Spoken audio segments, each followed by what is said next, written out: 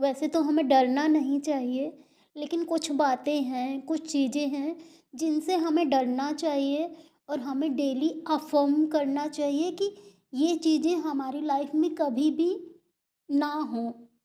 जैसे कि जब हम ऊँचाइयों पे जा रहे हों, अपने जीवन में अचीवमेंट हासिल कर रहे हों, तब हमारे अंदर अहंकार ना आए और ऐसा हमें अफ़र्म करना चाहिए, ऐसी हमें प्रेयर करनी चाहिए और ईश्वर से हमें यही माँगना चाहिए कि भगवान हमारे अंदर अहंकार ना आए कभी, क्योंकि ये सब सारी अचीवमेंट्स भगवान की हैं, हमारी नहीं।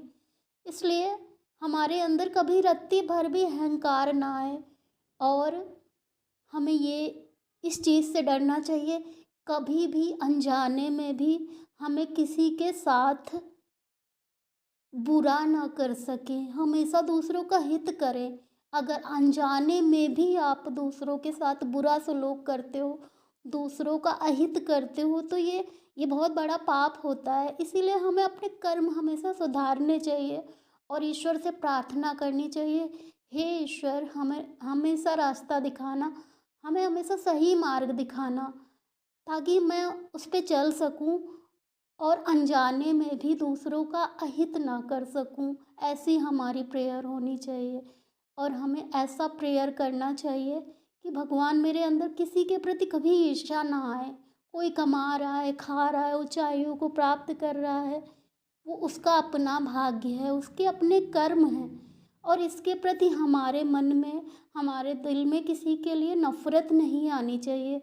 इस चीज़ से भगवान हमको प्रोटेक्ट करके रखो, हमको बचा कर रखो, ताकि हम किसी के प्रति ज़रा-सा भी ईर्ष्या या नफ़रत का भाव ना आ सके।